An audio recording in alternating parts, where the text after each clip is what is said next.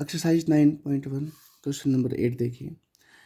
ए statue 1.6 metre टाल stands on the top of A pedestal. Pedestal का मतलब ये लगा जो बीच में आप डिवाइडर लगाते हो ना, जैसे मैंने ये लगा लिया, ये पेडिस्टल हो गया। और इसके ऊपर एक स्टेचू बना दिया इस प्रकार का। इसकी जो हाइट है 1.6 मीटर है। ठीक है, क्या कहते हैं, from A point on the ground, एक ग्राउंड पे मैंने पॉइंट मान लिया, मान लीजिए ये मान लिया, ये पॉइंट आपका। The angle of elevation of top of statue is 60 degree. अब ये जो ऊपर वाला स्टेचू है, ये बच्चा इसको देख रहा है, ये वाला, ये इसके टॉप को देख रहा है, तो ये जो एंगल बन गया आपके पास, ये बन गया आपके पास 60 degree. And from the same point, इसी पॉइंट से the angle of elevation of top of pedestal, pedestal का टॉप ये हो गया, तो आप इसको देख रहे हैं, ये वाला, तो ये जो छोटा सा जो एंगल बनेगा ये आपका 45 डिग्री का बनेगा। Find the height of pedestal, तो ये जो आपको पेडिस्टल है इसकी हाइट निकालनी है, ये हाइट कितनी आएगी। बिल्कुल सेम फिगर है, पिछले वाले क्वेश्चन में ऊपर टीवी का नाम दे दिया, नीचे बिल्डिंग का नाम दे दिया, इसमें ऊपर स्टेचू बना दिया, नीचे पेडिस्टल बना दिया। ठीक है, तो आपको इसकी हाइट बतानी है, तो ये आ जाएगा ABCD और D। जब आप BCD ट्राइंगल का यूज करेंगे तो आपको एंगल यूज करना है 45 डिग्री 45 का, और जब बड़ी ट्राइंगल करोगे आप ACD, तो उस टाइम पे आपको एंगल यूज करना है 60 डिग्री का। अब यूज करते हैं हाइट ऑफ स्टेचू,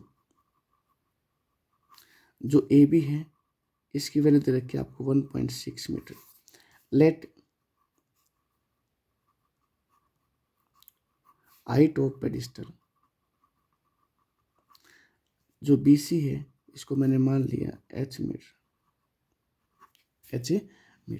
तो आप यूज कर दो इन ट्राइंगल BCD,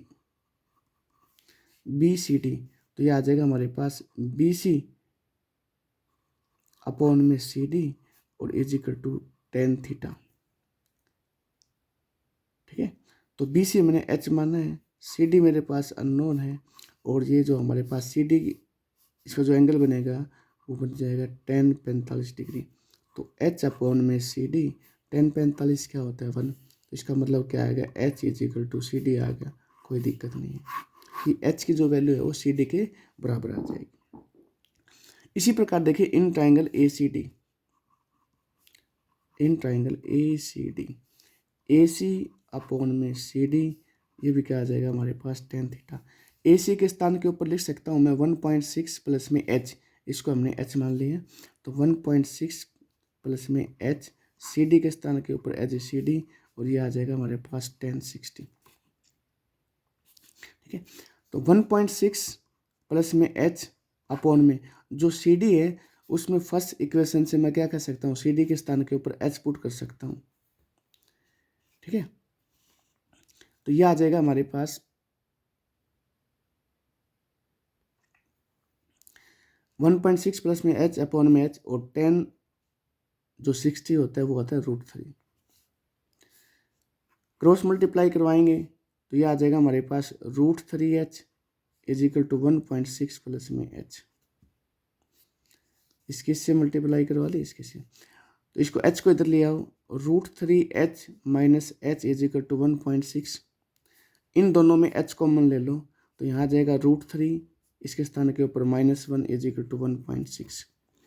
मुझे तो H की वैल्यू निकालनी थी, तो इसको नीचे ले जाओ, 1.6 अपॉन में √3 माइनस के 1, रेशनलाइजेशन करवाओ, तो √3 प्लस में 1 अपॉन में √3 प्लस में 1, इसका साइन अपोजिट करके, नेगेटिव है तो पॉजिटिव से करवा दो, पॉजिटिव है तो नेगेटिव से, तो यहाँ से H की वैल्यू आ जाएगी आपके पास 1.6 इंटू √3 प्लस में 1 अपॉन में, नीचे बन जाएगा A माइनस बी और A प्लस बी, तो A square minus B square, √3 का स्क्वेयर माइनस 1 का स्क्वेयर, इससे कैंसिल हो जाएगा ना, तो ये आ जाएगा, यहाँ से H की वैल्यू आ जाएगी आपके पास 1.6 इंटू √3 प्लस में 1 अपॉन में कितना आ जाएगा 3 माइनस के 1, तो H is equal to 1.6 into √3 plus में 1 अपॉन में 3 में से 1 2 आ जाएगा, इसको काट दो, 2 8 जा, तो ये आ जाएगा 0.8, तो h is equal to 0.8 into √3 plus में 1। ये क्या निकालना था, हाइट ऑफ स्टेचू है ना, तो लिखना है height of pedestal, sorry height of A pedestal. तो वो आ जाएगा आपके पास 0.8 इंटू √3 प्लस में 1 और मीटर। ये आपका आंसर आ जाएगा।